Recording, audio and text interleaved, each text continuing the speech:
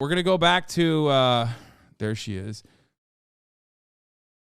We're gonna go back to this video. And we're gonna react to The Living Nightmare of Jake Paul. Okay.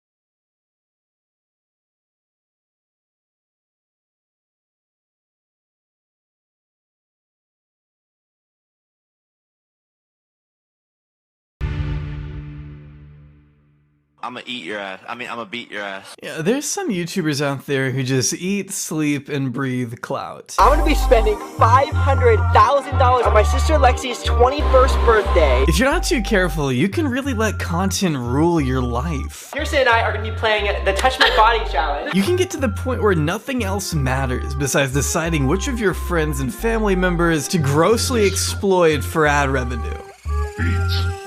Sorry, I don't know what that was. The truth is, YouTube promotes a lifestyle that isn't always the healthiest. If you want to make videos for a living, especially for a significantly younger audience, there are some things you may need to do in order to make it to the top. Sometimes the cost of that Lamborghini involves dangling you and your friends above a pool of cow manure. Literally, it is poop everywhere, guys. We're going to be lifted in the air by this excavator over the pile of poop to see who can hang in the air the longest. Or writing, shooting, and editing one of the most disliked music videos in the history of the website. Or tasing people sexually? Okay, yeah, scratch that last one. What the f am I looking at? Throughout his nearly 7 years of being a self-described problem child, Logan Paul's baby brother has garnered his own share of negative headlines. Whether he's being sued by his own neighbors, shunned by Disney Channel, sued over a crypto scam, denying the existence of global health crises, sued over another crypto scam, or called out by pretty much everyone who was ever remotely associated with him professionally. The full extent of this guy's behavior is way darker and more prolific than I ever could have imagined, honestly. We're all familiar with the name Jake Paul, but how many of us really know how deep his insidious behavior goes? Or a better question, how many of us want to know? I don't, but also I'm a masochist, so join me in documenting scandal after scandal of yet another disreputable entertainer who continues to bring shame to the Paul family. Jake Paul was caught again promoting a scam, and someone's going to jail. The truth is, by now, Jake Paul is the worst Paul brother. Edfluence, which was one of the most blatant scams I've ever seen from a YouTuber that weirdly didn't really affect Jake Paul at all. With a name that sounds surprisingly biblical, Jake Joseph Paul was born on January 17th, 1997 in Cleveland, Ohio, raised alongside, yeah, I don't even have to say. Unsurprisingly, he and his older brother had a pretty similar upbringing in Westlake. Being only a few years apart, the two played sports together, went to the same schools, and of course each developed a passion for making videos when Jake was handed his first ever camera by his dad at 10 years old. Like Logan, Jake really began to hone his skills thanks to the help of Vine, a defunct and worse version of TikTok that you can hear me talk more about in my Logan video. God knows I'm not explaining it twice, sorry. The quick summary is that Jake and Logan blew up pretty congruent to each other. To the passive viewer, there wasn't really a huge difference between them and their Vines, other than Logan seemed to be a bit more comfortable in front of the camera, whereas you could tell it didn't always come as natural to Jake. Can't blame him for that, but it was an awkwardness that would follow his on-screen presence for years to come. You want a DJ? Yeah. You a DJ? You know what? Go on, DJ. I'm a DJ. You always doing the music stuff. Oh my god! Oh! Yeah, that one hurt. You're always doing music stuff, man. He didn't first go viral until 2014, when he was quickly pushed over 500,000 followers, and before long began getting recognized in public, putting his military aspirations to the side to focus full-time on becoming an entertainer. He wanted to do military Yes, you heard shit? that Of correctly. course. Had he not blown up to become the loudmouth megastar we all know him to be, we could be living in a reality where Jake Paul is a Navy SEAL. Maybe he could have met Dan Bilzerian. Hey, look at that. Jake's account saw about the same level of success as Logan's, reaching over 5 million followers and 2 billion loops by the time Vine met its untimely demise. Only unlike Logan, Jake already had an even more lucrative career alternative lined up in the meantime. Contestant number 3. Oh, sorry, we're not there yet. There we go. Heyo, I'm Jake Paul from Bizarre Vark, and you're watching Disney Channel. Oh, no looker. First ever. Oh, nailed it. What up, Darrens and Ameliacs? I'm here with my collab partner, Amelia. I did not know this, by the way. I had no fucking idea that, like, Disney is responsible for this madness. Like, genuinely awful. Yeah, I didn't know. I learned about this, like, recently.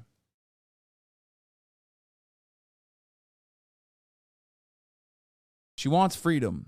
She yearns to be free.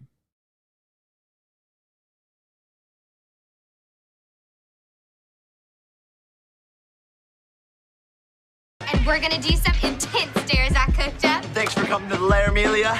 Lasting a grand total of 3 seasons, Bizarre Vark was a Disney Channel original series from the late 2010s that starred Jake Paul, Madison Hugh, Ethan Wacker, and Olivia Rodrigo. And I have to say, as a self-admitted sour enjoyer, seeing these two interact makes me feel like I'm having a brain bleed. Dirk and Kirk, do you have a sister named Smirk? Who do you work for?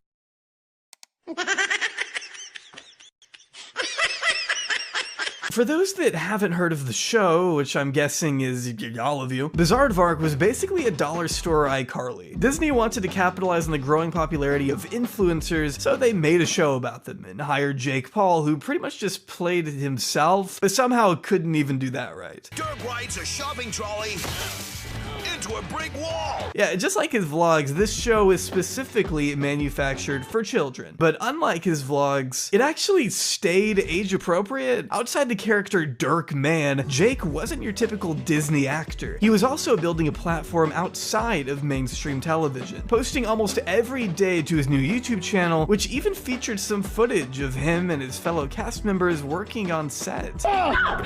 What the fuck? Is that Dasha?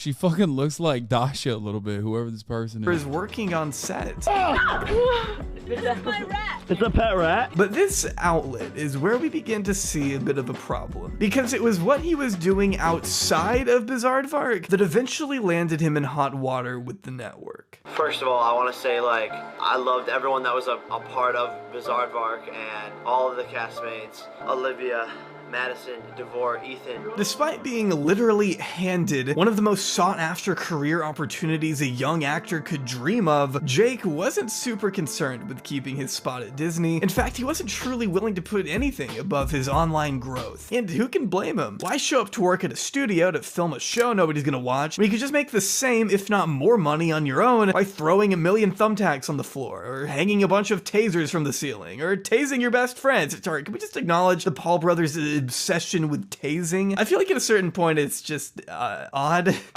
Electricity. Other than Bizarre Vark, Jake was famous for being a public nuisance, and truthfully, Disney had to have known that. They were fine with his behavior to an extent, but eventually had to draw a line in the sand when his pranks, parties, and fires caused so much of a disturbance, his neighbors threatened to file a class action lawsuit. Come 2017, and Jake was being slammed by a wave of negative press as he and Team 10 continued making noise across the internet. Naturally, it was only a matter of time before his online life clashed with his Disney career. And once he climbed on top of that news van, it was all over. A lot of the neighbors are complaining. They're very upset. No, why? They say that you've created a living hell out here, that it's like a circus. Yeah, it is. Oh, the fans. I mean, but the people like stunts, going to the- circuses, right? Dab. Disney announced they were severing all ties with Jake Paul in July 2017, writing his character Dirk completely out of the show in the middle of producing season 2, which Jake claimed was a mutual decision at the time, of course, but anyone with a half-functioning nervous system knew exactly who made that call. Disney wanted nothing to do with the new content he was making, but that content wasn't about to slow down. Indicated by a statement he wrote on Twitter, this was only the beginning of his new personal brand. And honestly,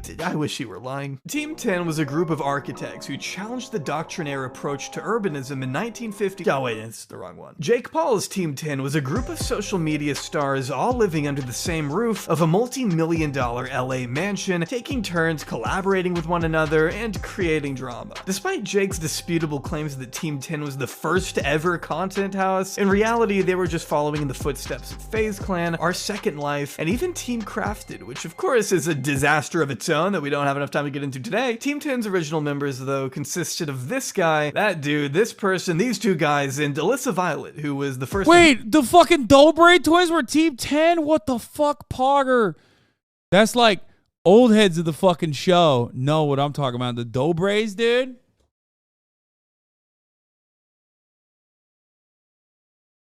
The worst thing I've ever heard about the Aubrays. Other than that, they're fucking infallible. They're content monsters. They've never done anything wrong. This fucking guy just plops down, dude, and is just chilling.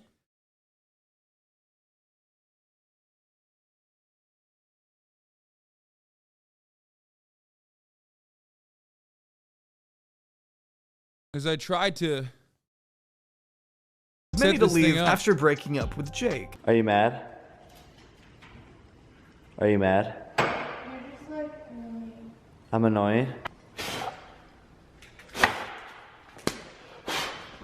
I'm so annoying. The roster was then updated to include these people. Not all of the names here are totally relevant considering they had all been replaced by the time Team 10 officially fell apart. That's right, every single member aside from Jake hardly lasted more than 2 years at most. And the reasons for that vary, but we'll get into those later. Assuming you weren't 6 years old in 2017, allow me to paint a picture of what Team 10 was famous for. We have a very funny thing that is about to go down right now, cuz we made up this letter that basically is saying that Nick is going to get deported. It's like so legit. Got the stamp on it and everything. Is this mean? I mean, yeah. Jake Paul told the New York Times his ultimate vision was to create an empire of dozens of talent under me, to take my power and multiply it so that I become bigger than myself. Which sounds like a supervillain origin story. Who talks like that? The official arrangement was that an influencer signed to Team 10 could live in a giant Beverly Grove mansion for free as long as they were producing content that Jake could monetize, as every member was reportedly required to sign a contract that allowed Jake to take 10 to 20% of their ad revenue for up to 5 years, even if they left the group, which maybe to an impressionable teen didn't sound like the worst trade. After all, this is Jake Paul we're talking about. He can make you famous, man, come on. That's at least what AJ Mitchell thought when he signed on to Team 10 at 14 years old. The original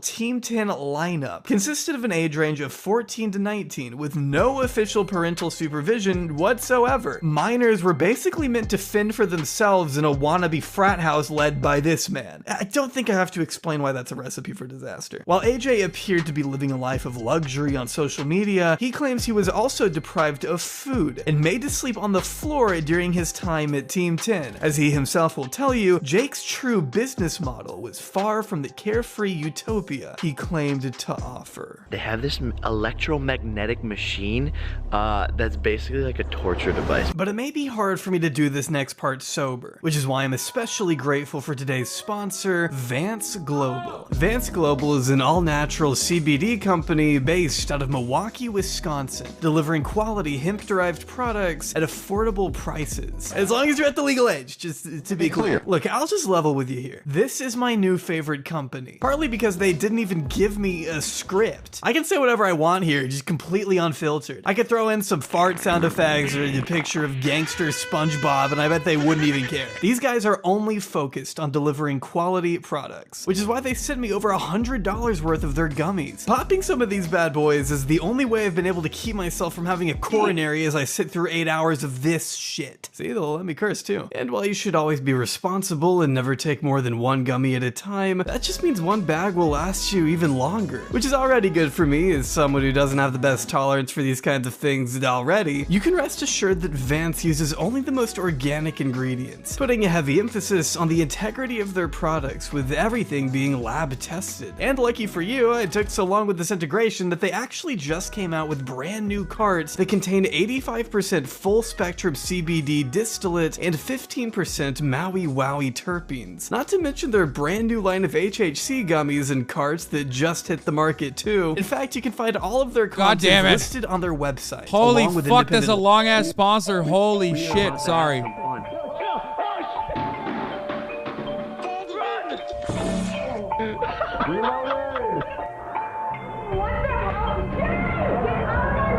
With Jake's determination to convert any and every conceivable scenario into content to further the brand, privacy must have been borderline impossible to find living at the Team 10 house. In addition to Jake chainsawing through doors to wake people up in the morning and smashing his assistant's property for funny videos, 9-year-olds were lining up and down the block in hopes of catching a glimpse of their favorite band of influencers after their address leaked online. These disturbances, though, didn't cause Jake to stop and reflect on how his negligence could be negatively affecting the people around him, and instead only seemed to fuel his desire to become YouTube's new $1 million bad boy. I really can only describe his— You could have at least watched the entire ad while you watched this incredibly long video made by someone else. The ad is still shorter than this 3-minute ad break.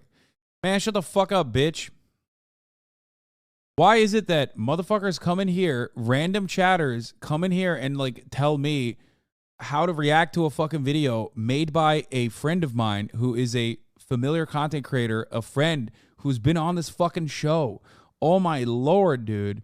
Like, what? You guys are the biggest fucking bots on the absolute planet. It is mind-boggling to me.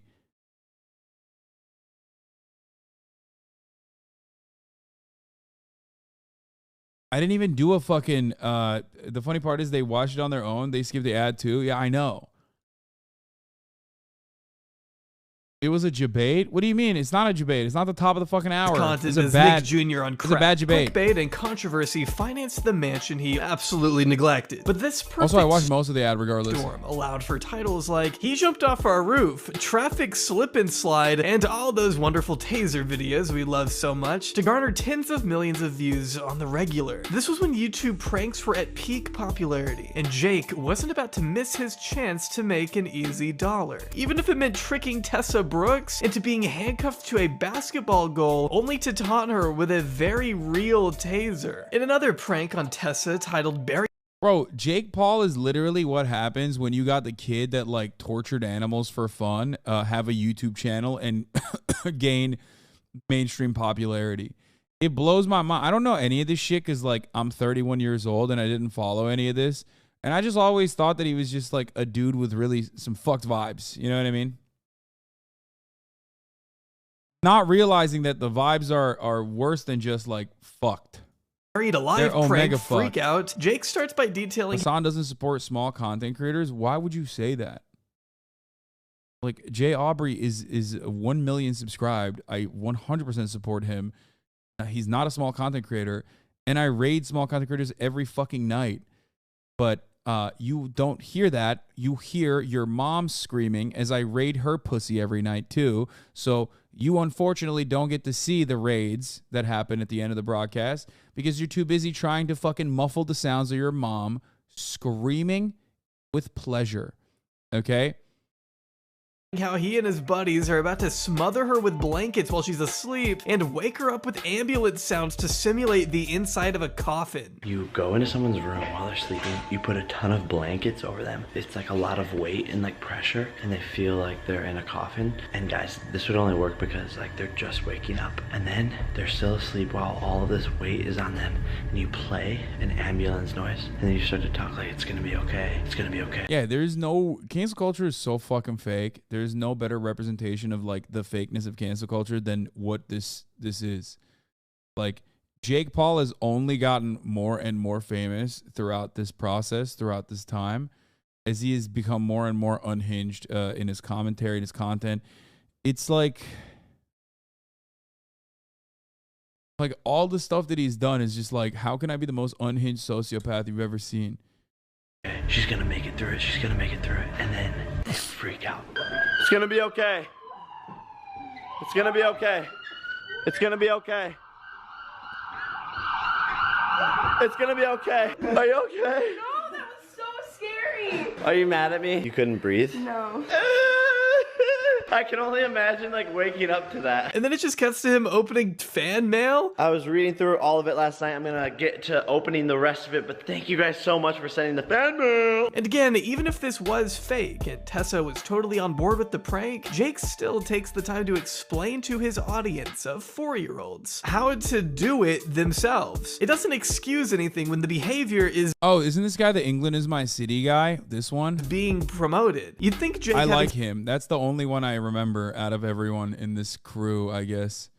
Such a younger audience might cause him to be a little more responsible with what he was putting out, but no. He'd rather prank his friends into thinking their fellow Team 10 member bled to death in the bathroom. Oh my god. That's not funny. Okay, to be fair, like some of this stuff is like not as bad as others. Like I wouldn't even consider this one to be like all that sociopathic, especially because like most of this shit's fake. Like that one's fine. You know what I mean? Trauma lol. No, I mean, it's just like, it's like a lot of this is fake. Remember, it's like, it's literally fake. What is that? That's not funny. That's not— No, I'm saying like, obviously he didn't actually kill the person. No, I meant it's fake as in like their reactions are fake. They know what's going on. Jake Paul is savage, baby. Yeah, these people were basically living in the Team 10th circle of hell. Thank you. But the group finally reached their peak of success with It's Everyday Bro. And while it may have come out 6 years ago, I will never not laugh at England is my city. Godspeed, Nicholas Crompton. This was his first and only video to crack almost 300 million views. But such sudden exposure also introduced Team 10 to a new wave of criticism they couldn't avoid. And being lambasted on such a public stage meant Jake's dark secrets couldn't stay hidden for long. Talk about it because like it makes me so uncomfortable, and like I just hate mentally going Aren't these people all like friends with one another too? back to where I was in that state of mind and just even thinking about that situation because it's just so emotionally draining. Because Team 10 threw more than a few disses her way in their biggest song to date, Alyssa Violet took to her YouTube channel to clear the air on her ex Jake after the two went their separate ways earlier 2017. Starting from the very beginning, Alyssa talks about first meeting Jake at a Logan Paul meet and greet her senior year of high school. After getting to know one another, Jake promised to make her dream of becoming an actress and model a reality by adding her to the Team 10 roster. The two would become pretty close from that point on, as moving into a mansion together only strengthened their bond. The only issue was Jake never made the relationship official, purposely leaving Alyssa in the dark by showing her love one second, then treating her with absolute disdain the next. And like he knew exactly what he was doing to me. He like played all these mind games. He would literally tell me he loved me one day and then tell me he hates my guts the next day. He told me he loved me one night and then like a couple days later he flew out this girl from Ohio. They were like hooking up in Ohio. That happened all the time. She never quite knew. Damn, bro. He was dating Alyssa Violet while simultaneously like, you know, they don't make him like they do in Ohio. You know what I mean? What to expect, as she described mind games that included Jake being able to see other people but not the other way around, flying various girls out to the house night after night, knowing exactly how it made Alyssa feel. She described having to put on a facade around these women and pretend she wasn't bothered by the fact they were sleeping with the person she loved. You would kick her out of the room they shared to have sex with other women. I'm not gonna lie, we should just not know this about anyone, especially not about Jake Paul. Like, I don't know. There's like, I love Aubrey's videos. I think he does a very good job of like making it like hyper specific, going through all of the details. Some of it I would consider to be minutia that I would leave out, but also a lot of the other stuff is just like, I don't know. I just feel like it feels weird to like know this stuff about anyone. Loved. Even when she could hear it happening in the next room. Like I'd hear the front door open, Jake would come home with like a... Bro, this person has spammed this nonstop. Okay, I don't know. Ludlock. This is the Ludlock. Okay, calm down. Get a wireless lav mic for the puppy time. Check the Ludlock out. Hey, this is the Ludlock. The wrong shit is doing it without consent. And then back to the Ludlock. Okay, we'll look at it later, okay? God damn, Ludbud's in here working overtime. Jesus Christ. Girl, my stomach would just drop. My heart would just like start beating like so fast. I felt like I was gonna like be sick. And I'd just get back from the gym, I'd be cooking food, and then all of a sudden I'd hear them upstairs like I could hear it. I could literally hear it. Like, do you know what that does to a person that you like love, and then you could just hear them like banging another girl upstairs? And that's happened so many times. Like, it's not, something clicks in your head. If you ever had true feelings for someone, you can probably imagine how heartbreaking this must have been. Alyssa stated that she didn't know why she stayed for so long, other than she loved Jake and was determined to do everything she could to make it work. Not to mention she too had signed 5 years of her life and 20% of her own ad revenue over to Jake. So of course she felt a little trapped. There's nothing I could do about it because like it's his house. I'm in a contract with him. I'm basically where I'm at because of him. Dude, why does like a demon high school bully from Ohio have these like incredible entertainment contracts? Like he was doing 360 deals with like, you know, girls that he was like fake dating. You know what I mean? Like what the fuck is happening? Like this motherfucker is the inner scope of like what, YouTube? Like how? What demonic lawyers are like, this contract is gonna be so fire? You know what I mean? It literally blows my mind. Like you have whole ass adults that went to whole ass big ass law schools, okay, past the fucking bar and shit, that are doing contract law, and they're basically writing these contracts for 14-year-olds, like 360 deals. How is that legally permissible? Like, I don't even understand how any of that shit would have held up in court in any capacity. And like, I didn't really have a place to tell him that he was wrong, even though he was really, really wrong. Jake was able to maintain total authority over everyone there, determining who got the most exposure, who left, etc. It wasn't until Alyssa began treating him the way he had treated her for so long that he finally dropped her from the team. Just like that, Alyssa was cut from the massive empire she helped build and left homeless, only to be dissed by her friends on a major song a few months later. Obviously, you'd have to understand her frustration, going so far as to call Jake an emotional abuser in a later interview. And I want to clear the air because he's not like a physical abuser. Like, he's not an abuser, but it's mentally and emotionally. Except for the fucking taser stuff. Like, except for what you saw on camera that we, you know, legally were forced to do, kind of, with this insane banger 360 deal. Like, holy fuck.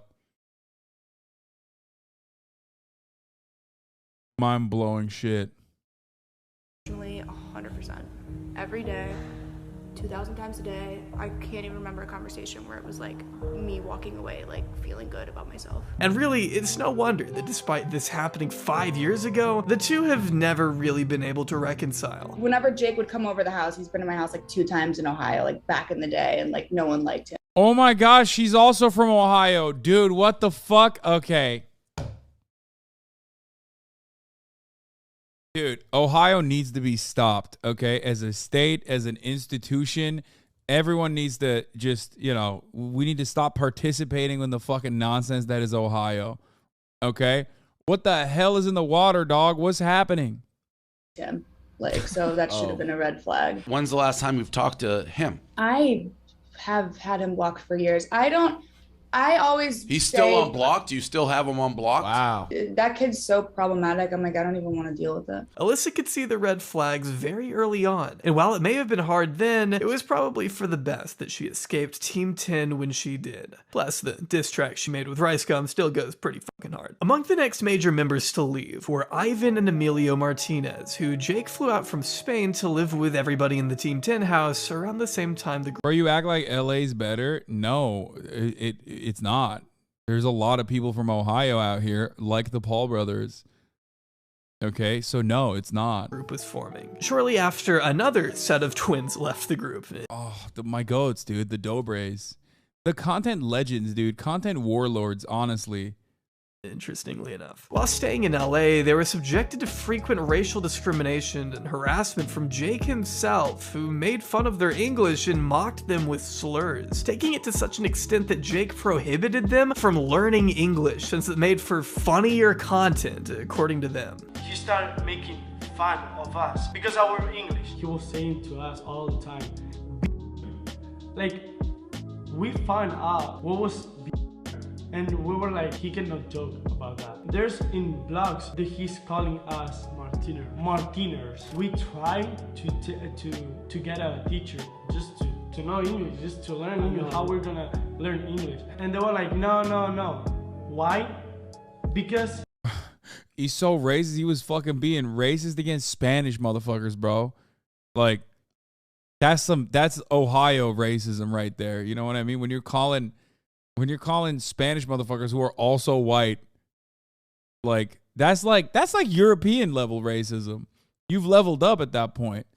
Like, what are you fucking what are you, Benjamin Franklin? Like, what the fuck is this?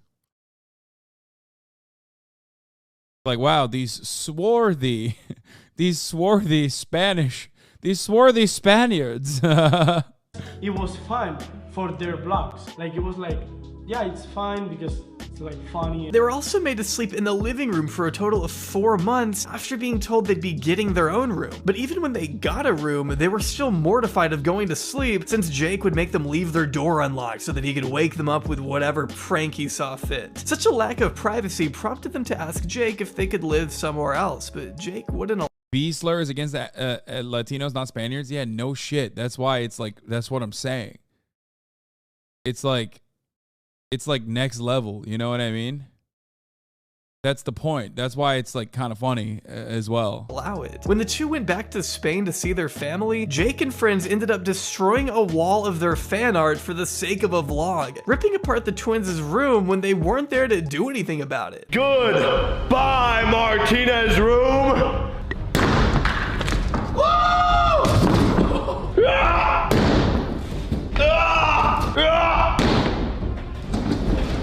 Bro, this dude literally turned this fucking mansion into a... He turns mansion into a literal fucking sweatshop for content for children. He was literally doing child labor sweatshop content where he basically tortured them. It's every day, bro! Oh!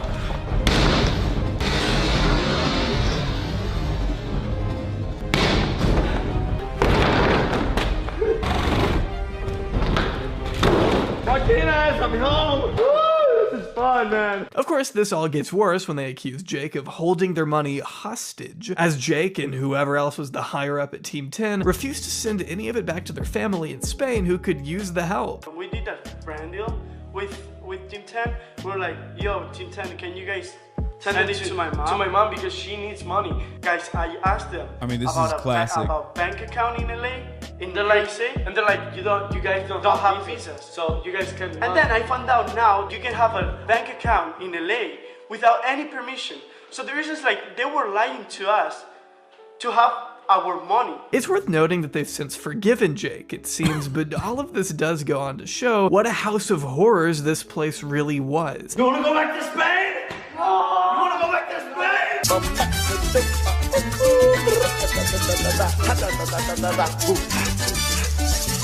14-year-old AJ Mitchell once stated he drank so much at a Team 10 party he blacked out, telling the New York Times about parties the group would attend, in which 20 to 30-year-olds would be mingling with teenagers, leading AJ to start a sexual relationship with a woman nearly a decade older than him whom he had met at an influencer party, stating, "I was just a baby. I had a baby face. I feel like that's just weird now." His mother telling the Times, "Had I known anything about any relationship with a girl 10 years older than him, I would have had the law involved." But AJ kept the full scope of his experiences hidden from even his parents until he left the group in late 2016, just months ahead of Jake being forced to move for turning his ritzy LA neighborhood into a living hell for neighbors. See, Jake has never been known for having much regard for the people around him. In fact, it's quite the opposite. His brash and uncaring demeanor is what fuels his ego and bank account. But that doesn't mean a few haven't tried to pick apart his psyche either. Enter YouTube's favorite animal lover, Shane Dawson.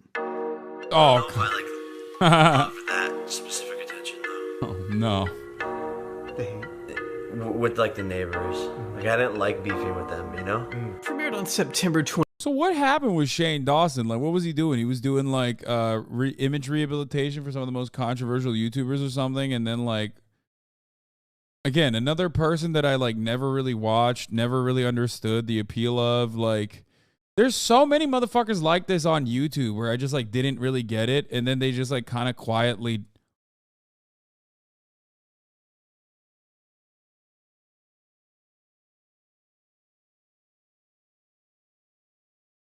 Hide your cats. He was basically doing that, yeah, with Jake and Jeffree Star. 25th, 2018, the mind of Jake Paul aimed to examine the relationships and psychology of a man who had become pretty much despised across the entire internet, taking place over the span of 8 episodes with a runtime of about 7 hours. It does blow my mind that in like the new wave of content creators, a lot of people get mad at content creators in general, like in this day and age, like, you know, Gideon being an example, or even fucking like I Show Speed, when you think about like the shit that Speed has done, and he's like 17 and he does like unhinged shit. A lot of that pales in comparison to like what the fuck Jake Paul did for like, you know, almost a decade.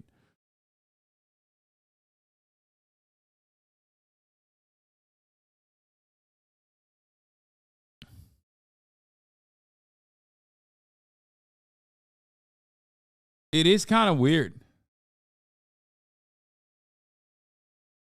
Like, bro, Shane Dawson openly did blackface for like 10 years. His rabbit hole is the craziest shit ever. He busted on his cat. What the fuck? Okay, I don't want to know. I don't want to know. I don't want to know. Okay, just stop. Just don't tell me anymore. It's one of those things where it's like I've seen too much. I don't want to know. I don't want to hear it. I don't want to see it.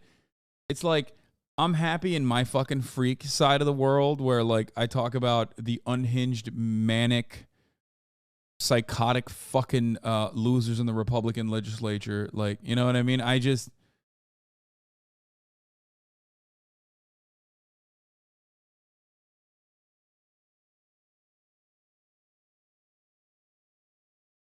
hours. For perspective, I barely publish 7 hours of content a year. I want you to imagine for a second having to work on this series and spending tens of hours in a room with these two individuals. You do not know how bad Shane Dawson and other creators were?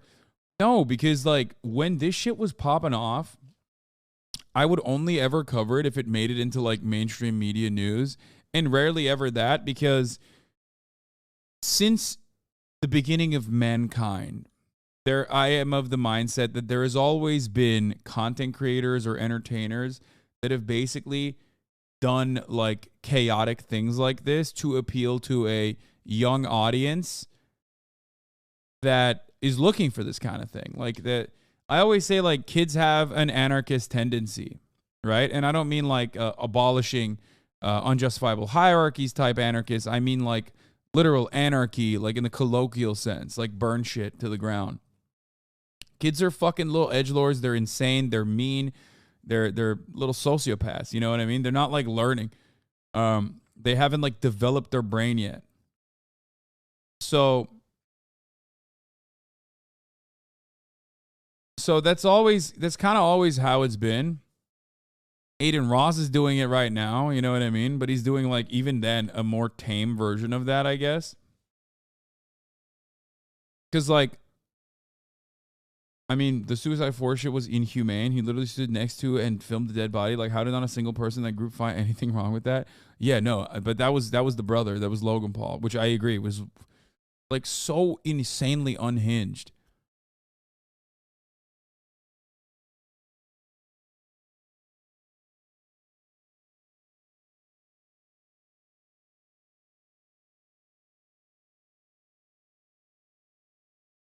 What is this? Shane was just constantly making racial, homophobic, transphobic, pedophilic comments just for clicks, but once he had Tana Mongoose pee on him, it was over. What? Tana Mongoose peed on... What? Remember, I don't want to know. I don't want to know. This is fine. Then tell me there's a God. Despite a few insightful interviews with people like Alyssa Violet going into more detail about her relationship with Jake, the series didn't actually reveal too much about the inner workings of Jake's mind, with Shane and his associate Katie Morgan being widely criticized for not being subject matter experts, along with their liberal use of the word sociopath being a problem. If you ask me, anytime Shane made a documentary on someone, it was always because they needed their reputation saved. Shane was never as concerned about doing an objective analysis on his subjects more than he was trying to rehabilitate the careers of people who he figured deserved a second chance. And to give him credit, it did work. The series garnered over 175 million views and undoubtedly ended up shining a more positive light on Jake Paul. By that point, it was clear that whether you loved or hated the Pauls, they weren't becoming any easier to avoid. So why did, like, Shane Dawson's you know, like I said, a PR operation for, like, fallen YouTubers fall apart? What happened there?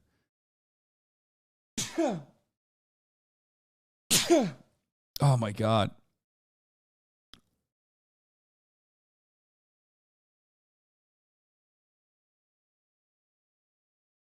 Even clearer when Jake and Tana Mojo's subsequent relationship and marriage trended everywhere the following summer. There we were. Shane Dawson's sociopath kids getting engaged at a nightclub in Las Vegas, Nevada. As we know from prior instances, Jake has always had a tendency to fabricate his relationships with women when it directly benefits his financials. First, he pretended to have a relationship with Alyssa Violet. Then it was Erica Costell, another member of Team 10 who you can see in Jake's Losing My Virginity vlog. But after that time, everybody in Team 10 said, dude, poggers, dude. Like, this is what I mean. It's like kids love this shit. Kids love a person with, like, financial freedom that has, like, a lack of like safeguards that adults have in kid format. That's why they love and gravitate towards Andrew Tate. He'll be like, oh, I have the sickest cars and I have sex with all the women. And if you're like 13 and you see that and you're like, oh my God, this guy's fucking awesome. Like, holy shit, I want to drive a fucking fast car and, like, have sex with women and shit. And yes, I said what I said. I'm thinking about myself as a 13-year-old. Back then, if I saw someone like Andrew Tate, I would have been like, this guy's the coolest, okay? We were all dumb as fuck at that point and still are, okay? That's it. 13-year-olds are fucking idiots. Like, it's just the truth. I myself was one. So basically, like, that's what Jake Paul is doing. That's what Andrew Tate did. It's just like a very target-rich environment. Very weird. I don't really understand the appeal. Okay?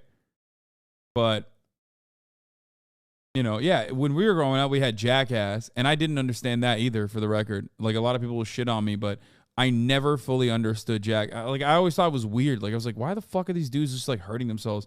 And I always hated Bam Margera because he was so disrespectful to his parents. I remember that. Like, I had a very specific disdain for Bam Margera because of how awful he was to his family members. Because I was like, he is disrespecting his family. This is unacceptable. My Turkish ass was like, that's not good. I don't know why. I don't know what kind of social conditioning warped my fucking brain. But, like, I literally could not stand to watch it. I was like a kid sitting at home watching these fucking videos going, I'm angry. Like, why is he behaving this way? The disrespect to his dad. Literally. Like, I could not believe it. I was like, it made me mad, okay? Bam is currently on the run from the law. Great.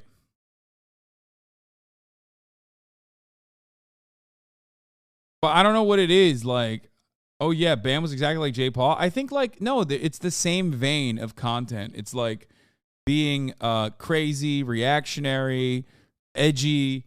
It's because you're trying to appeal to the, you know, lowest common denominator. If Astaghfirullah was a person, exactly. So my point is, my point is basically that, like, first of all, but for the people who are saying, see, you weren't a stupid 13-year-old. No, I had plenty of fucking stupid tendencies, dude. I watched I watched Blue Mountain State. I love that. I watched Entourage. I love that shit. I always wanted to like come to America and live the American lifestyle with like models and whatnot. So I had like different kinds of bad, I certainly still had like different kinds of bad influences and what I considered to be like cool and good. I thought that at the top of the hour, there was no 3-minute ad break, for example.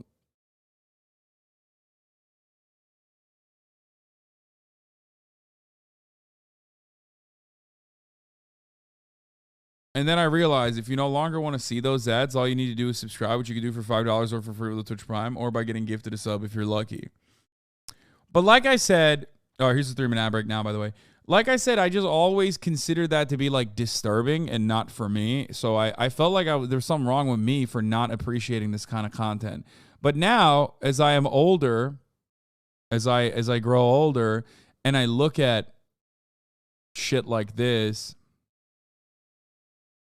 I get it. Like, I mean, it's not for me, but I understand that like children love this shit and they will always love this shit. And you're never going to be able to like fully stop it, I don't think. Unless you are the Chinese government and you have serious control over what kind of content your children watch. But if you don't have the Top G attitude, then you're not gonna. Then your children are gonna watch Top G instead.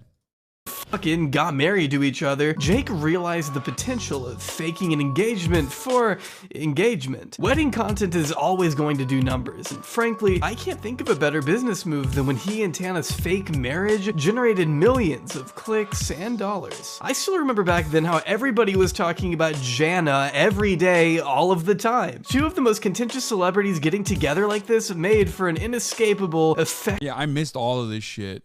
Grift, I have to say. And what's even more convenient than having a fight break out mere seconds after tying the knot? A live stream that goes up in flames. Not only did this thing start 4 hours after the scheduled time, the actual ceremony was a 10-minute laggy, glitchy mess with such poor connection you could barely hear what anybody was saying. Could have prepared for this moment and written something special, but I wanted to freestyle this.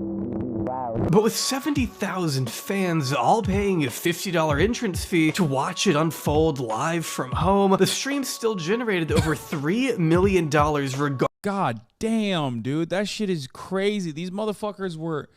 Dude, I do remember this side, on the business end at least. Like, when I was on Facebook, I know Logan and Jake were also on Facebook, and they were minting, dude. Like... I don't think people truly understand the amount of money that they made off of Facebook when Facebook opened up the fucking view cannon. They had like billions of fucking views on Facebook, and they were minting, they were printing, dude.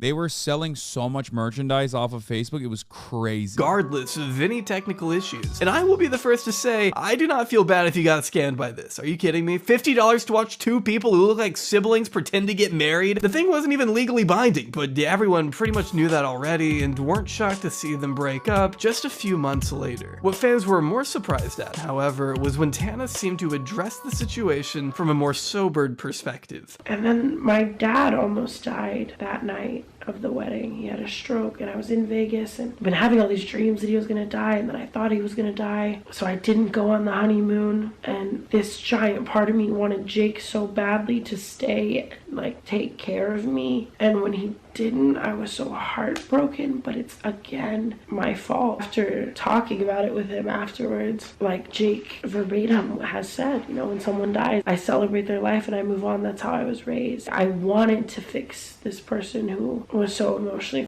up, but then when it came time for them to like help me and fix me, they couldn't, and that was my fault for falling for that, you know. The genuine pain here in her voice speaks volumes to me, and only confirms what we heard from Alyssa earlier, that Jake uses the people in his life like pawns, pieces on a chessboard that only exists to further his own career. No matter how hard Alyssa or Tana may have tried to get Jake to engage with them on an authentic... I barely heard what Tana was saying because, oh my fucking god, dude, look at this thing. How can this thing be real? Like, who lays like this? Look at the little toe beans, dude. Who fucking lays like this? Haha.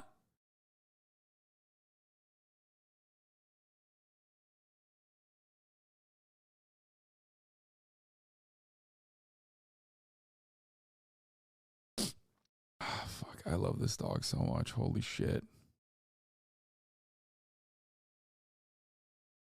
Anyway, back to just the gruesome nature of like cutthroat YouTube pseudo celebrities. Human level, Jake absolutely refused to maintain any sort of relationship with them when the cameras weren't rolling, as his top priority is, and has always been, to make as much money off the backs of anyone in his life. And predictably enough, yes, that includes his 8-year-old Jake Paulers. Let me real quick recap what Team 1000 actually was. Alright. The thing is, like, I think a lot of people are embarrassed to admit this, but I've never met like a Jake Pauler in the real world. And I suspect it's because, like, how old would they be now? Like, either they're too young or because, like, they just are, like high school? Is that what it is? Is that why? Like, would they be, like, in their 20s? You probably have. They just don't admit it. So they're, like, 18 to 20 years old now. Yeah, I mean, I just don't think that anyone would ever fucking come out and be like, I was a Jake Pauler. They went from Jake to Rice Gum to Aiden Ross. I guess wasn't, because it was nothing. If you thought Logan wasn't gonna let his brother in on all the scamming fun, you'd be sorely mistaken. In fact, Jake's own history of shady promotions dates way further back than any of Logan's. Jake effectively set the blueprint on how smarmy e-celebs everywhere could swindle money out from the bank accounts of their fans' parents with the launch of Edfluence in 2018. See, Jake was determined to teach I remember the this next one. This one's really generation of funny. young, up-and-coming influencers how to make it. I remember this one. He was just like fucking, this is Hustlers University before Hustlers University, dude, literally. Except, like, unlike Hustlers University, at least there's like some kind of educational value, even though like the educational component is bullshit. At least it's not like a direct copy paste of like drop shipping how-tos. But it's still a classic scam, you know what I mean? Not saying much, for the record. Like, Hustlers University is like the worst kind of scam. This is like the second worst kind of scam. Do you see what I'm saying? In such a competitive industry. And considering YouTuber had become one of the most sought-after jobs among today's youth, it's no surprise the course became popular. For a brief period, children all over were paying the low price of just $7 to learn the ropes from their favorite role model and join the lucrative Team 1000. Only it wasn't actually $7, and Team 1000 never existed. As it turned out, the full actual course was split into several multi-episode chapters under a completely different package, costing you a grand total of $64 as opposed to the $7 price point he advertised. So really, you were paying $7 to watch a commercial for the real deal, which sure, it may have been a bit scummy and misleading as all hell, but at least the subject matter made up for it, right? It is kind of ironic that we are talking about YouTube. Chapter 13. Oh, sorry about that, guys. It's actually chapter 12. Come on, Jake, what are you doing? Sorry, Jake, there's a lot of chapters. All right, Jake, let's do this. As stated, Jake's mission was to equip you with all the appropriate skills needed to make it big like I would love to find out if there were any like honest to God YouTubers now that actually genuinely signed on to this. Like, can you imagine? Like, Drew Gooden was like, bro, I signed on to this. It changed my life. It made me go crazy. No, not like, no, Drew Gooden, like, obviously was a YouTuber already when he did this. I mean, like a Ludwig type. You know what I mean? Someone who, like, popped off in our generation of content creators. Like, someone that is from my generation. Like, fucking I Show Speed was a Jake Pauler, and, like, let's say he bought this, and then like that's how he became this this massive content creator. To a lot of kids, this course was their one-way ticket to stardom. But according to I did meet Drew at Creator Clash. We briefly talked. Unfortunately, we did not interact for that long. Big mistake. We got to do anyone that. who actually tried it, this wasn't really the case. The more subscribers that you're getting, the more money that you're making, so that you can spend even more time on making videos, which helps your videos do better. And so guys, be consistent, stick to a schedule, don't go away from it. One thing that you could do is... Similar to almost every online training course peddled by greedy influencers, most, if not all of the material within, could be found available elsewhere on the internet for free. Shockingly, Jake wasn't giving you any insight into how the algorithm worked or the secret recipe for success. He was more just rattling off some of the most basic advice you could ever give, like saying people naturally want to retweet and engage on super funny videos and memes. Or follow as many people as you can and encourage them to subscribe to you. That's sick. The follow for follow scheme, dude. Love that.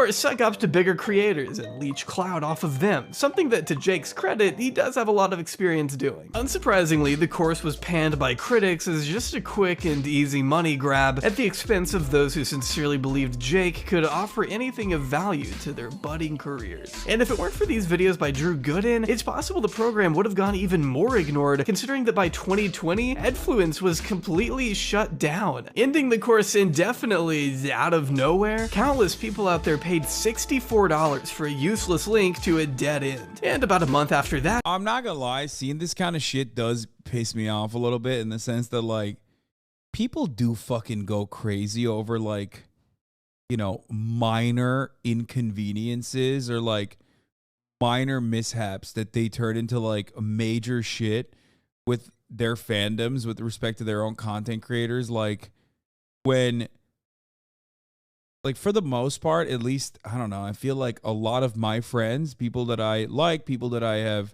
befriended on this space, they have careers that make them look like they are, you know, monastery monks in comparison to, like, literally people like this. And yet, people still fucking lose their shit. It blows my mind. Like, bad people can get away with doing shit nonstop, and they do not lose a single part of their fucking fandom. They do not lose a single piece of their fucking fandom. Nobody cares about their hypocrisy. And then people turn around and still look at the perceived hypocrisy of those who present themselves as like, I don't know, nice people online. Because they're like, nah, you can't be nice. It's fucking bullshit. You got to be a bad guy. No one is a nice guy. No one has these opinions truly. Yeah, just look at Trump is a great example. Exactly.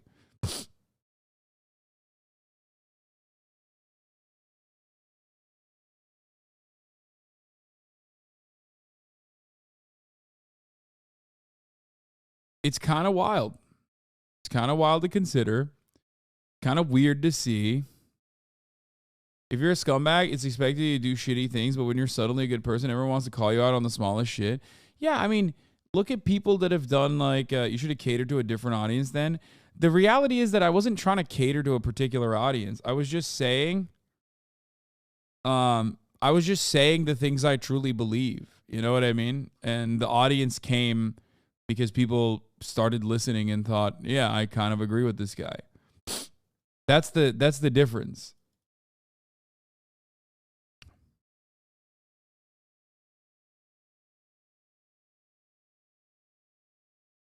don't know. I don't know how to describe it.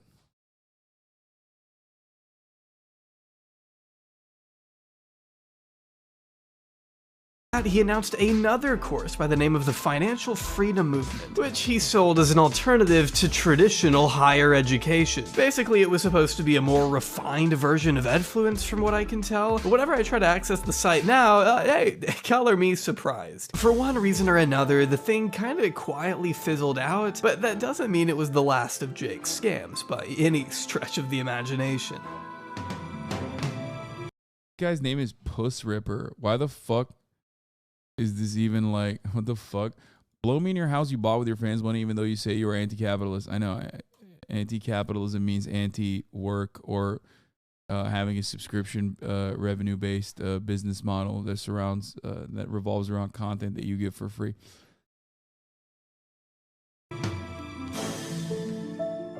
Before Twitch gambling scandals were even a thing, Jake could be found making hundreds of thousands in sponsorship deals from Mystery Brand, a loot box company that allowed players to spend anywhere from $12 to $100 in hopes of winning fidget spinners, designer outfits, cars, and even houses. Yeah, that's literally how this thing was marketed. I'm not even joking. I'm going for the car. The one and only real car, Rolls-Royce Phantom 2018. 0.25% chance of winning the Rolls Royce.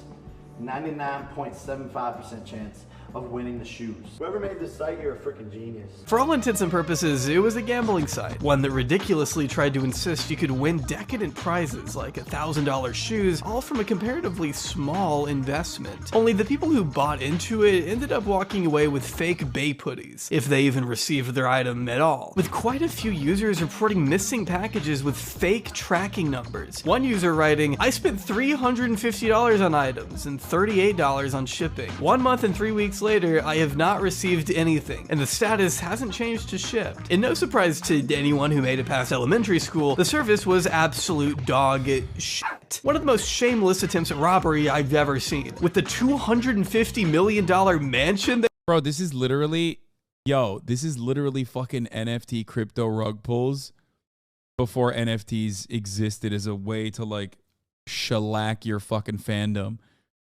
Actually, also, I can't believe they put my house up for sale. That's kind of fucked up. Like, I didn't even realize that that was what was going on. I had to steal money from my millions of fans in order to be able to buy this outright with cash instead of doing this, gambling website.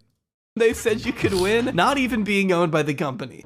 Okay, let's start off with going for maybe an iMac. See, you and I may have expected that, but Jake Paul's core audience didn't necessarily know better. The guy they developed a parasocial relationship with during the most impressionable stage of their lives had tricked them into blowing their parents' money on fake luxury items that, for the most part, were never gonna come, pocketing the presumed 6 figures he made off what everyone and their dog understands to be a blatant money grab. But just like Edfluence, he made off with a pretty decent chunk of change, so why stop there, right? As CoffeeZilla will tell you, Jake Paul has made quite the name for himself in the crypto space, to the extent that even the SEC knows who he is, which really is not what you want. As of 1 week prior to me writing this script, Jake was required by the government to pay a $400,000 fine for promoting an alleged crypto scheme alongside Lindsay Lohan and a few other celebrities, who are all said to have illegally touted cryptocurrencies owned by companies TRX and BTT, founded by Justin Sun, who was charged with fraud and market manipulation himself. Just an awesome circle jerk of amateur crooks, really. Jake's complete roster of crypto scams is so prolific, we don't even have time to detail all of them here. Just know the short list consists of MILF Token, Yummy Token, Stick Dicks, Safe Moon, Tronics, and Scared Devil NFT, earning him a combined net of about 2.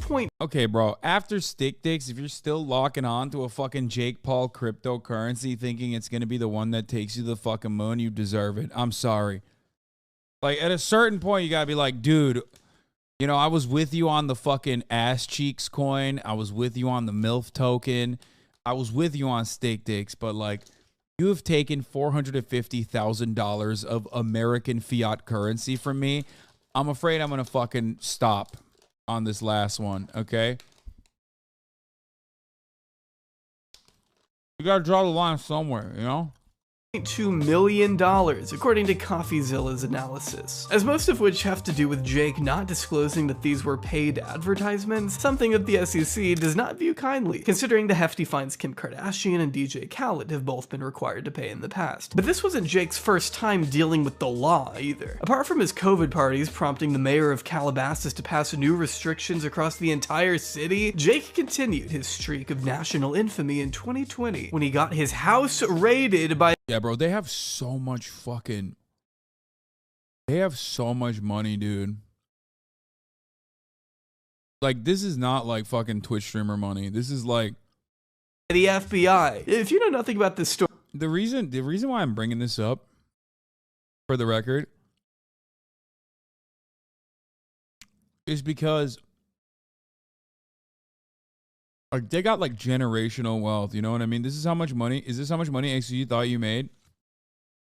I don't even think XQC has this kind of money. And he is fucking loaded, right? He's like out of control loaded. And even then, I don't think he has that kind of cash. What blows my mind about this is that, like, it's not that the abundance of wealth that they've been able to capture, because, like, that part makes sense. You're in entertainment. It's, like, one of the last viable fucking industries where you can make an absolute fucking killing. Mostly luck-based. But he still was doing these fucking schemes, dude. Like, that's what blows my fucking mind about this entire thing. Like, dog, you live in this, like, Calabasas mansion. You got, like, 11 sports cars. And you're doing a scam that's going to, like, net you maybe a sports car. Oh, no. He's dreaming again. Like, at that point, it makes no sense. Like, you're doing this in the most, like, weird, pathetic, pathological reasons. Like, there's no way you're doing this for anything other than the love of the game. You just want to fucking scam people.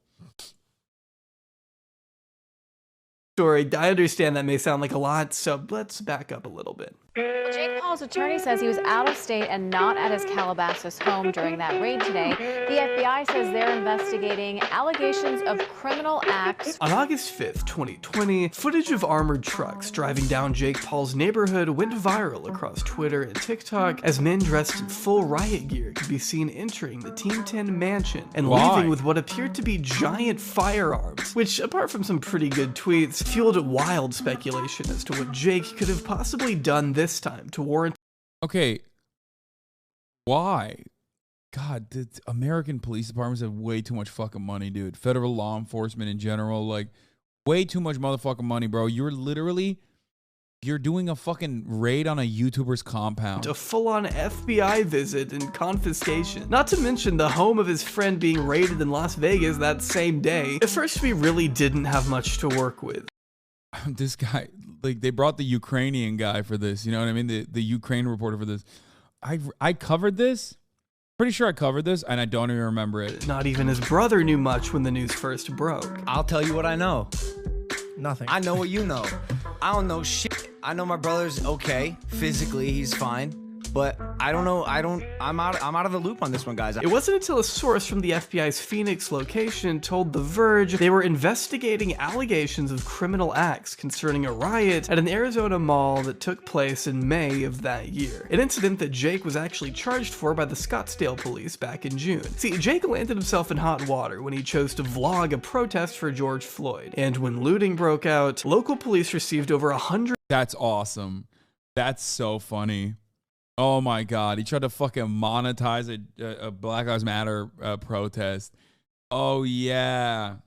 Law enforcement doesn't like that. Tips and videos of Jake Paul supposedly engaging in unlawful assembly and criminal trespassing. And while Jake maintained he wasn't involved in any looting or vandalism, he was on camera accepting a stolen bottle of alcohol very clearly taken from the store that was being looted. I'm not even sure why he was there in the first place. I did cover this. I don't normally count on either of the Paul brothers to obtain any substantial documentation of civil rights protests, but hey, the charges were dropped about a year later and all was right in the world. With slightly fewer legal issues on his hands, Jake could finally go back to doing what he did best. Vlogging, I mean making music, I guess? If you hadn't heard about Jake Paul's short-lived music career he tried to get off the ground, I envy you. I think we can agree he wasn't particularly— Bro, this is so funny. He's trying to be 4G auto blow on Ozempic. Why does he look like every fucking Miami rapper? Like stitches after the fucking laser tattoo removal. Oh my God, dude. Particularly skilled at anything that didn't involve stirring up controversy. So when the shock and awe of his persona slowly wore off, he wasn't sure where to go next. He tried to revive Team 10 to no avail. Began making videos with Titus, or mini Jake Paul, which opens up another ethical discussion that we really don't have time to get into right now. And before his boxing career reached the point it's at— Wait, he has a mini Jake Paul? What Jake's is that? existential dread was setting in big time. With nowhere else to go, Jake decided to throw himself into music. I don't know if I can play any of this stuff, since I assume it's copyrighted, but we can at least enjoy some of these lyrics. I came with the hits like Derek Jeter, keep a check inside the Louis like Even Stevens. My shit hitting top 50, I really don't think it is, man. It's true Jake had always rapped a little, but this was his first genuine attempt to make it such a focal point of his career, it seemed. Even after dropping several big tracks one after the other and collaborating with TV Gucci, Jake wasn't being taken seriously as a rapper. His predicament was becoming more apparent. Jake had really holed himself in with the age of the audience he had been garnering the past 5 years. His core demographic of children could only stay young for so long before they aged out of his content. Jake and his videos did not mature with his fans, and with the way things were going, he needed a way back into the spotlight. Inching dangerously close to becoming another washed-up clout chaser living in the shadow of someone more successful than him, boxing proved to be the only way out for Jake. Launching his official debut in 2020, Jake actually— Yeah, looking at this shit makes me feel like Logan Paul objectively was like— I mean, he's also got the same fucking Ohio brain disease that Jake Paul has. Actually, you know what? Fuck it. I'm not even gonna put this on Ohio, okay? These guys are demons in their own right. I think Ohio doesn't deserve that kind of fucking branding, okay? All I'm going to say is this. Looking at Logan Paul and Jake Paul, objectively, they're both awful. They're in like a horrible off competition. Okay, they're doing a mid-off every day, all day. But like at least Logan Paul is like always been the one who kind of paves the way. And Jake Paul is just basically following suit in order to do like some level of like reputational cleansing. Obviously, I have said time and time again with respect to Logan Paul, like he could just like very easily not do some of this stuff that he has done. Like if he just like shaved off like 40% of the weird, like no reason to do this kind of scumbaggery, he would be like a perfectly fine content creator in his own light. You know what I mean? In his own, yeah, like he would just be fine. He would be fine if he did that. Whereas like with Jake, there is no like shave off. Like the damn near entirety of his content revolves around just being awful. Actually made some pretty decent headway in the sport, winning his first 6 fights in a row. All this new confidence led to him famously calling out Conor McGregor and even Andrew Tate. But still, the people he had fought up until that point weren't exactly other boxers. He fought a YouTuber, a retired NBA player, and several UFC fighters. But to boxing purists, Jake was far from a real contender. So to put an end to the doubters once and for all, he finally fought professional boxer Tommy Fury in early 2023 and lost lost. Could be a hiccup in his career or the start of the end. Honestly, I have no idea. Time will tell if he's ever considered amongst the greats, but it's hard to deny he hasn't been able to expand his outreach and grow his bank account exponentially in the meantime. As recent as 2022, Forbes pinned Jake as the 46th highest paid athlete of that year, raking in a whopping $38 million, not including the extra $30 million he just made from fighting Tommy. I don't think Jake really cares a lot about what the boxing community thinks of him. The guy is making bank and is still clinging onto relevancy thanks to the mass publicity he gets from being boxing's new biggest heel. But that's not to say there haven't been more serious claims made about Jake either. And yes, there is a trigger warning here for brief descriptions of SA, so if you aren't comfortable with that, please skip ahead to the time code on screen now. On April 9th, 2021, TikTok influencer Justine Paradise published a video to her YouTube channel accusing Jake Paul of sexually assaulting her at the Team 10 house in 2019. Throughout the 20-minute video, Justine claims the two met through a mutual friend that summer, and that she visited his home on several occasions from June to July, which can be corroborated by text messages sent between herself and Jake. She alleges that during one of those meets, he backed her into a corner away from everybody else in the house and began kissing her, which she didn't have a problem with, thinking he wouldn't make her do anything that she didn't want to do. Though he continued to bring her into his room, she says, where he began putting her hands in places she didn't feel comfortable. When she attempted to move them away, she alleges he said, "If nothing's going to happen, what's the point?" before getting on top of her and making her perform oral sex. Afterwards, she states he became cold and stopped talking to her, as she was required to stay silent on account of a non-disclosure everyone who enters the house must sign. Jake has since denied all of Justine's claims through an attorney, telling the New York Times, "Our client categorically denies the allegation," prompting Justine to be sent death threats and harassment by his fans. I'm getting so many threats in my DMs, not just from random people, but people who are in Los Angeles telling me that they're here so I need to watch my back. People saying that they will fight me if they see me. People saying that I need to kill myself. Like, there are so many messages of people telling me just to kill myself. And that's super overwhelming for me because I've never experienced this amount of hate on the internet before. It's so strange to watch so many people. This is when Keemstar notoriously said, "Just close your mouth," when he sexually assaulted her. She got death threats from 8-year-olds. No, what probably happened in that situation is like, so Jake Paul, just like every other content creator, is not just like 8-year-olds that watch him. There's a lot of like, you know, whole ass adults with 8-year-old brains that also watch. But on top of that, this is a very unique phenomenon that like, there's a lot of people that just like enter the field, enter the fray for the love of the game.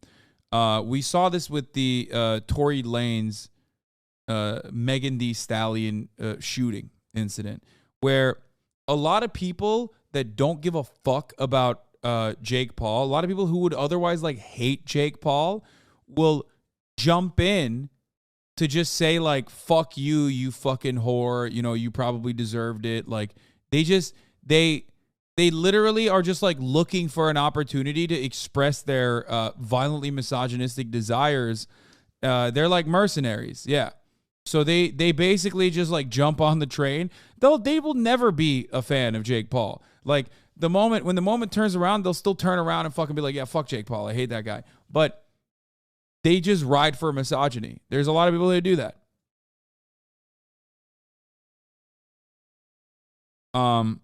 So, you know, that's it. That's kind of how it works. People judge even the tiniest things I say, or if I'm looking off to the side when I'm talking, which I do a lot. It's so weird to have this much attention, and especially for so much of it to be negative. It's really hard. Not even a week after. Yeah, the dudes that called Jonathan Majors soft for wearing pink then turned around and started riding for him when he was arrested for assault. Yeah. Like, you can ask the motherfuckers like to give you like 3 fucking Tory Lanez songs, and they don't got it. You know what I mean? They don't got 3. They have no interest. They have no. They're not fans of his music.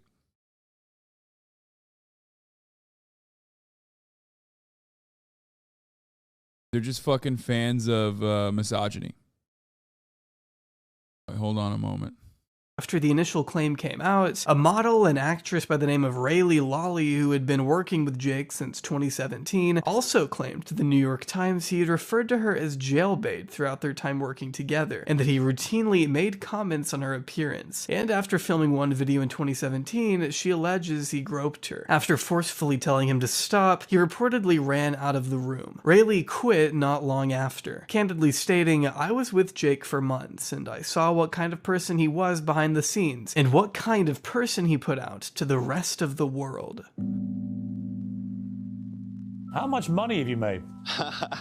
A lot. I don't know. It gets to a point where you make so much that you don't even count it anymore. The Paul brothers have curated a very specific image of how they want the public to perceive them. Making themselves out to be these infamous villains of YouTube means that everyone just naturally expects them to be assholes, and thus allows them to get away with more. For years, Logan and Jake have taken turns being the more annoying of the two. Logan will mess up and get into some trouble in the woods, so Jake becomes the lesser of two evils, until he gets caught promoting the most egregious scam an influencer has ever done, until Logan decides to outdo him. It's just been a competition to see who can be the worst brother since they stumbled their way into the limelight as teenagers. While you may expect people who have spent so much of their adolescence living a very public life of luxury and opulence to at least mature as time goes on, you may be surprised to learn just how consistently awful these two have always been. And a big reason for that is that they are literally financially incentivized to do so. The Paul brothers didn't earn 9 figures by being good people. They've intentionally crossed boundaries because that's what benefits them more than anything else. Without sufficient talent, Jake Paul is left scrambling to stir as much controversy as he can so people can continue talking about what an asshole he is. Over the years, this has consisted of burning mattresses in his pool, getting himself sued for being a public nuisance, freeloading clout from people with more talent than him, calling out bigger names to fight him, and most consistently, peddling obvious scams to the audience of children he has very specifically targeted. The women who have come forward with their own disturbing allegations of him tend to get shoved to the side, since Jake generates new headlines every other week. He's always keeping himself in the news cycle, but never takes accountability for anything he does, making his grift just as endless and lucrative as the one his brother has been pushing for years. To me, Logan and Jake each represent everything wrong with the internet. Two entitled blowhards who haven't had to struggle for anything in life, using controversy as a device to get ahead since they have nothing else of value to offer, while using and hurting the people around them in the meantime. They're not good people, they don't deserve attention, and they're not gonna stop anytime soon. But it is fun to hate on them at least. Keep on, keep running.